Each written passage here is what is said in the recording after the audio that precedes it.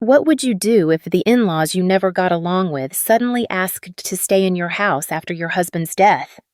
My name is Violet, and my life was turned upside down twice. First, when I lost my mom in a tragic accident, and then again when I lost my husband, Christopher, in a truck accident.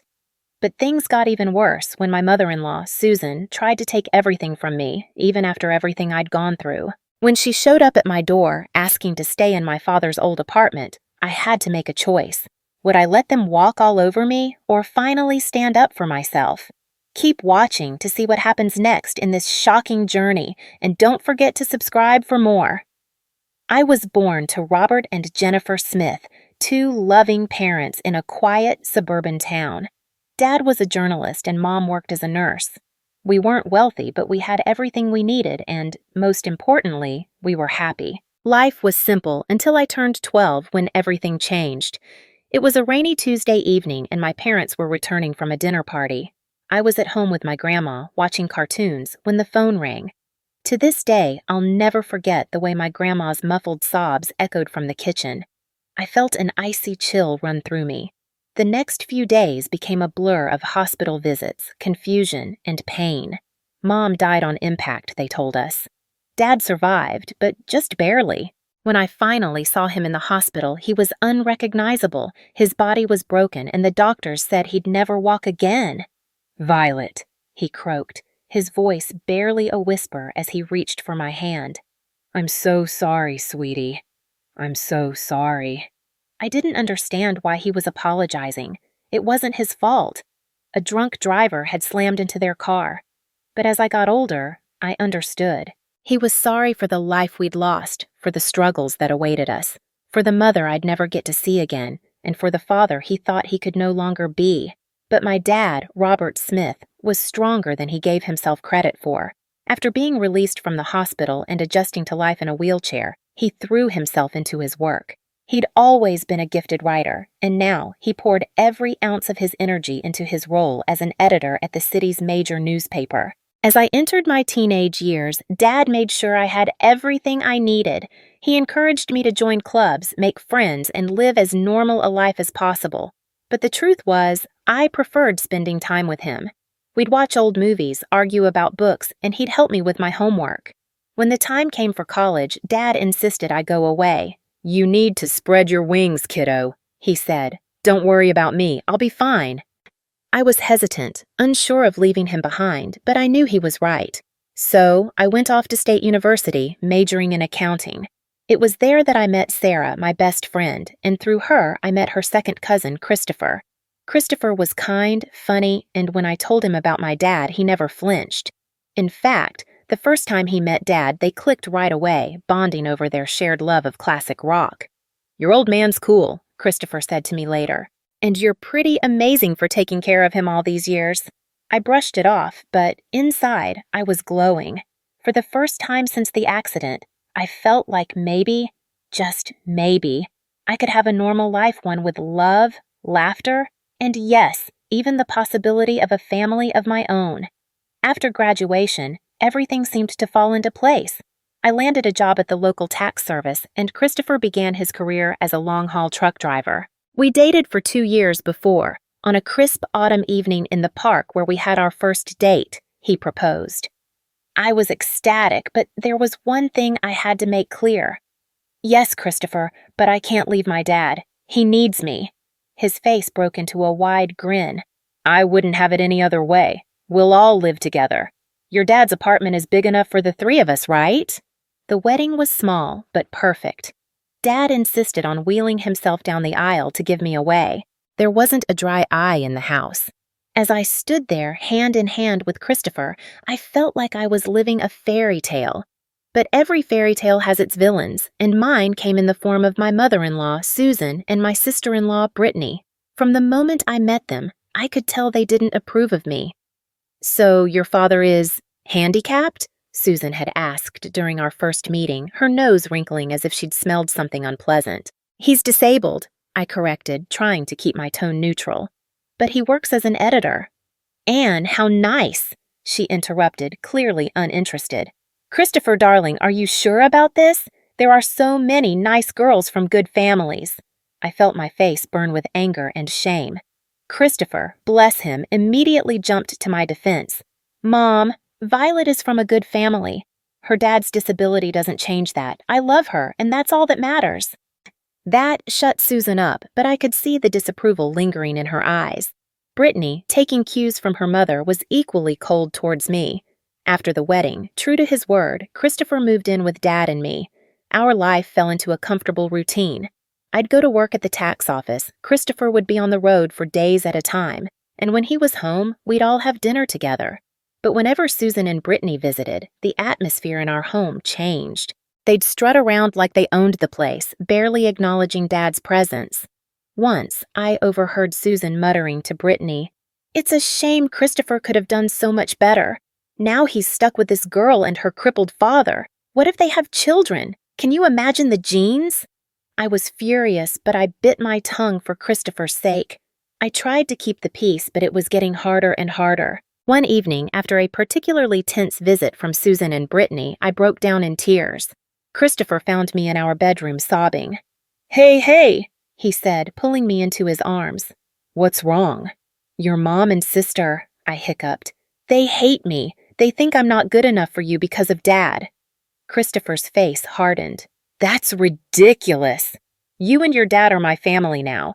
If they can't accept that, it's their problem, not ours." His words comforted me, but I couldn't shake the feeling that this was just the beginning of our troubles with Susan and Brittany. As the months passed, Christopher's trucking business began to flourish.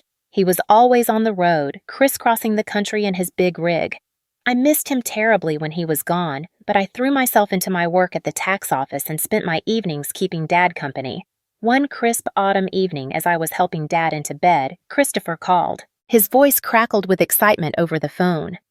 "Violet, I've been thinking," he said. "How would you feel about buying a townhouse? It would be easier for your dad to move around in a wheelchair. He could spend more time outside, plus you could have a garden, something to keep you busy when I'm on the road." The more he talked, the more I warmed to the idea. I glanced at Dad, who was pretending not to eavesdrop. "What do you think, Dad?" I asked, putting the phone on speaker. Dad's eyes lit up. "A garden would be nice," he admitted, "and it would be easier to get outside." That settled it. Over the next few weeks, we threw ourselves into house hunting. We finally found the perfect place. A spacious townhouse with wide doorways, a roll-in shower for Dad, and a beautiful backyard. Taking out a mortgage was scary, but with Christopher's income and mine, plus the rent from Dad's old apartment, we managed to make it work. We moved in on a sunny Saturday in spring, and I'll never forget the look on Dad's face as he wheeled himself out onto our new patio. "This is perfect, sweetie," he said, his eyes misty. "Thank you." We spent the next few months settling in, making the place our own. I planted a small vegetable garden, and Dad would sit outside for hours, soaking up the sun and fresh air. It was idyllic. Then came the housewarming party. We invited friends, colleagues, and yes, Susan and Brittany. The party was in full swing when they arrived, fashionably late as usual. They sauntered in, eyeing everything with barely concealed envy. As we moved through the house, I could see the wheels turning in Susan's head. When we reached the master bedroom, she turned to me with a sly smile. "You know, Violet," she said, her voice low, "this would be perfect for Christopher and me. Why don't you send your father to a nursing home? Then I could move in here." I felt like I'd been slapped. "Excuse me?" "Oh, don't look so shocked," Susan continued. "Your father isn't well. He's not a whole person anymore, is he? He doesn't need all this luxury. A nursing home would be more than enough for someone in his condition." Before I could react, Susan stormed out to the patio where Dad was talking to some guests. To my horror, she grabbed the handles of his wheelchair and began pushing him toward the driveway. "Susan!" I yelled, running after her. "What are you doing?" "If he won't go to a nursing home, he can stay outside," she sneered. "That's what you wanted, right? For him to be outdoors?" I trembled with rage and disbelief. Thankfully, Christopher had heard the commotion and came rushing over. His face turned crimson with fury when he saw what his mother was doing. "Mom!" he bellowed. "What the hell are you doing? Let go of Robert's chair, right now!" Susan looked taken aback by Christopher's tone, but she quickly recovered. Honey, I don't want to hear it, Christopher snapped, cutting her off. You and Brittany need to leave. Now. Once they were gone, Christopher turned to Dad and me, his face full of remorse. I'm so sorry, he said, his voice breaking. I had no idea she would. I'm just so sorry. Dad reached out and patted Christopher's hand. It's not your fault, son. Some people they just can't understand. Life settled into a new rhythm after that housewarming incident. Susan and Brittany kept their distance, which was just fine by me. Christopher threw himself into his work, taking on more long-haul routes to help cover our new mortgage. I split my time between my job at the tax office, tending to our home, and caring for Dad. 2 years passed in the blink of an eye. Our life found a comfortable routine. Christopher was on the road more often than not, but when he was home, our little family was content. Dad's health remained stable, and he seemed content to spend his days in the garden or working on his editing from home. Then came the call that shattered my world. I was at work when my phone rang. An unfamiliar male voice greeted me. Mrs. Thompson, this is Officer Rodriguez from the Highway Patrol. My heart dropped into my stomach. Yes? I barely managed to whisper. I'm sorry to inform you, but your husband, Christopher Thompson, has been in a serious accident. The rest of the conversation was a blur. Words like head-on collision and didn't make it floated around me, but I couldn't process them. It wasn't until I heard myself thanking the officer and hanging up that reality began to sink in. Christopher was gone. The following week was a haze of grief and disbelief. I moved through the motions of planning the funeral like a robot, barely able to comprehend what was happening. The day before the funeral, I steeled myself and called Susan. I wanted her to hear about her son's death from me, not from an impersonal newspaper obituary. Hello? Susan's sharp voice cut through the phone. Susan, it's Violet, I said, my voice trembling. It's about Christopher. He's gone. There was an accident. There was a long silence on the other end. Then, to my shock, Susan's voice returned, laced with venom. This is your fault, she hissed. You forced him to work so hard, driving that truck to pay for your fancy house. You killed my son. I was stunned, speechless. Susan, Save it, she interrupted, her voice dripping with disdain.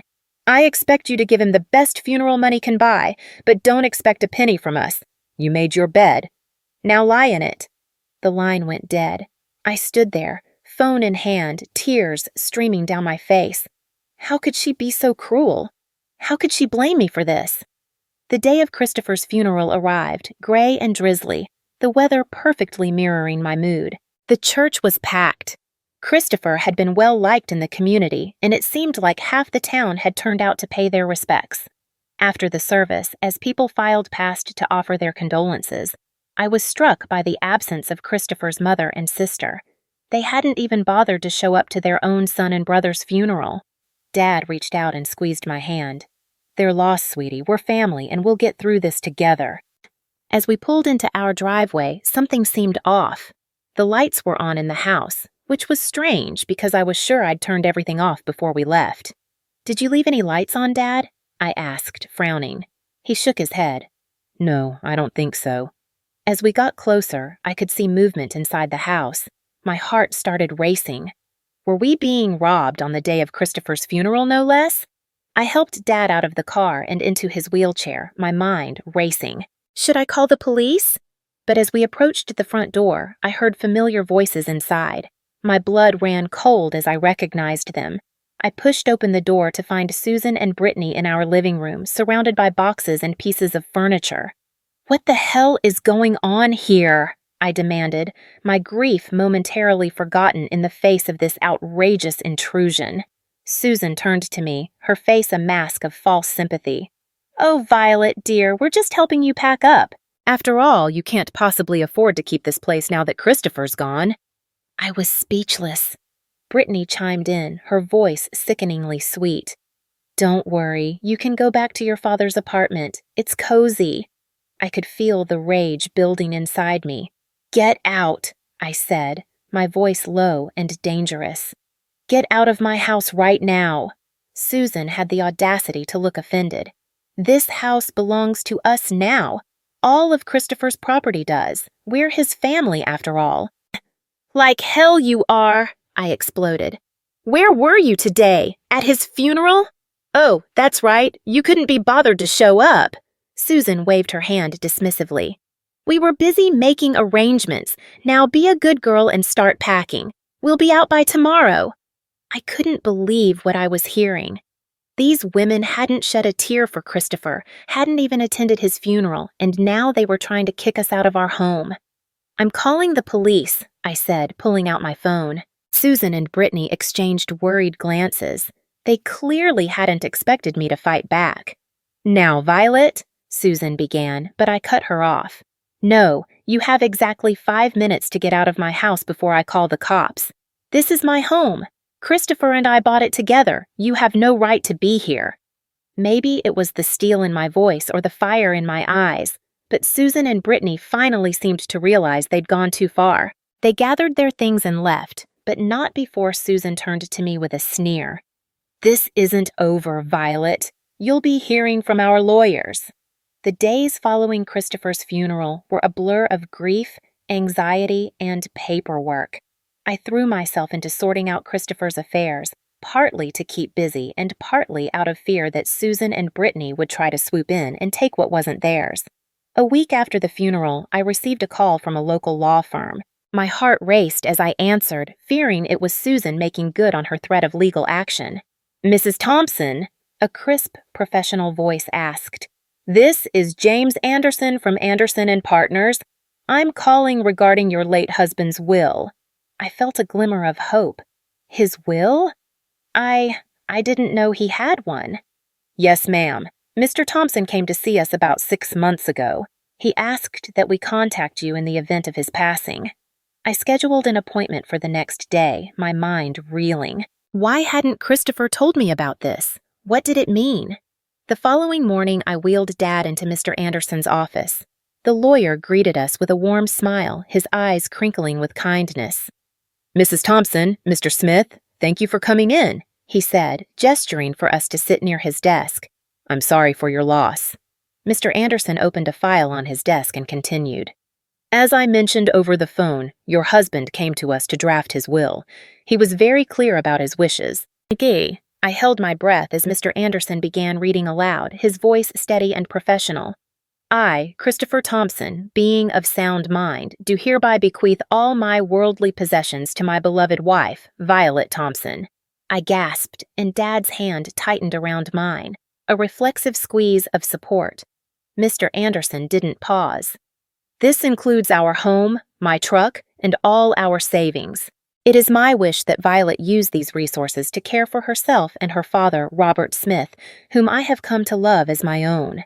Tears welled up in my eyes, streaming down my face uncontrollably. Even from beyond the grave, Christopher had made sure we were cared for. There's more, Mr. Anderson said softly, as though sensing the weight of the moment. Mr. Thompson left a letter for you. He handed me an envelope, his hands slightly shaking. I took it carefully, my hands trembling as I opened the letter. The familiar handwriting was a bittersweet comfort. My dearest Violet, if you're reading this, it means I'm gone. I'm so sorry for leaving you and Robert. Please know that you two were the best thing that ever happened to me. I made this will because I know how my mother and sister can be.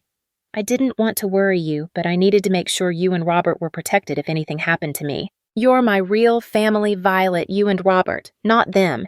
Take care of each other. Live your lives to the fullest, and know that I'll always be watching over you. All my love, Christopher.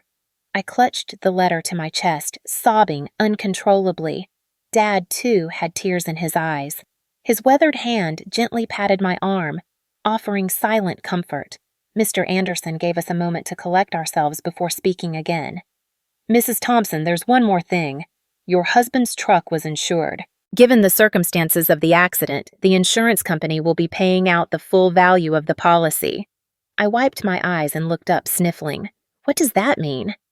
It means, Mr. Anderson said, his smile small but reassuring, that you'll be receiving a substantial sum, enough to pay off your mortgage and then some. As we left the lawyer's office, I felt a weight lift from my shoulders. We were going to be okay. Christopher had made sure of it. When we pulled into our driveway, I noticed a familiar car parked on the street. My stomach sank as I recognized Susan's sleek sedan. "Oh no," I muttered under my breath. "What now?" Sure enough, Susan and Brittany were waiting for us on our front porch, but this time, something inside me had changed. I wasn't afraid anymore. Christopher's letter was tucked safely in my pocket, and his love, his protection, wrapped around me like armor. "Violet," Susan began, her voice dripping with false sweetness, "we need to talk about Christopher's estate." I stood tall, no longer shrinking under her gaze. I met her eyes firmly. "No, Susan, we don't. Christopher left everything to me. It's all legal and official. And do you know why?" I took a breath, steady and resolute. "Because we were his real family, not you. Now please leave. You're trespassing on my property."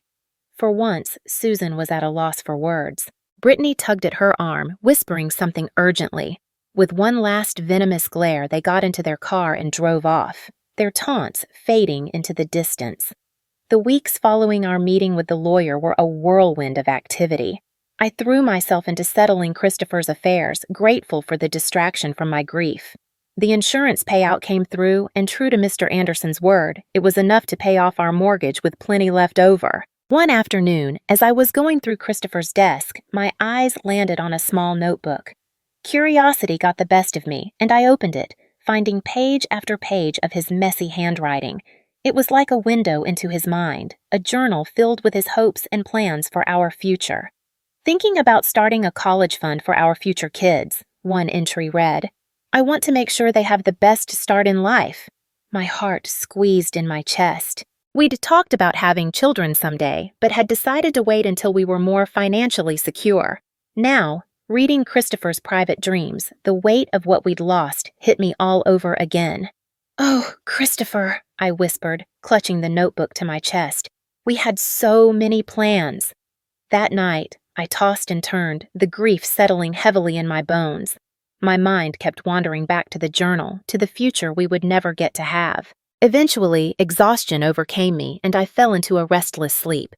In my dream, Christopher was there, smiling, holding out his hand. "It's okay, Violet," he whispered.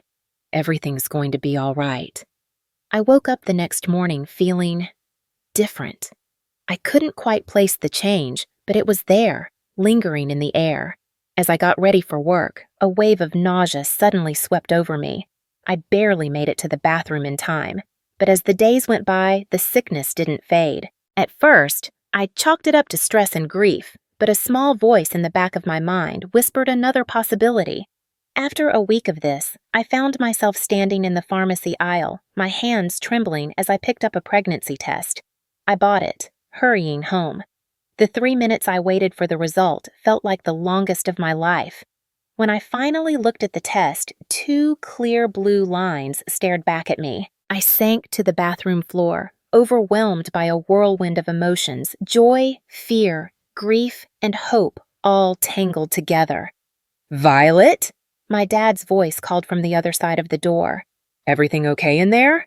I opened the door, tears streaming down my face. The concern on his face quickly morphed into alarm. "What's wrong, sweetie?" he asked, his voice filled with worry. I held up the test, my hand shaking. "I'm pregnant, Dad." I collapsed into his arms, sobbing. He wrapped me in his embrace, stroking my hair the way he used to when I was little. "It's okay," he murmured. "It's going to be okay. You're not alone, Violet. And this baby is a gift, a piece of Christopher that will live on." His words cut through the chaos of my emotions. This baby was a part of Christopher, a continuation of our love. Suddenly, the fear began to fade, replaced by a fierce, unshakable determination. "You're right," I said, wiping my eyes. "This baby is a gift, and we're going to be okay." Dad smiled, his eyes crinkling at the corners. "That's my girl. Now let's get you something to eat. You're eating for 2 now, after all." As we made our way to the kitchen, I felt a flicker of hope. Yes, the road ahead would be hard, but with my dad by my side and Christopher's child growing inside me, I knew we could face anything. As my belly grew, so did the strength I never knew I had. Dad was my anchor, always there with a kind word or a helping hand. We settled into a new rhythm, just the two of us, eagerly awaiting the arrival of our newest family member. One sunny afternoon, as I worked in the garden Dad and I had planted together, I heard the sound of a car pulling up. My heart sank as I recognized Susan's sedan.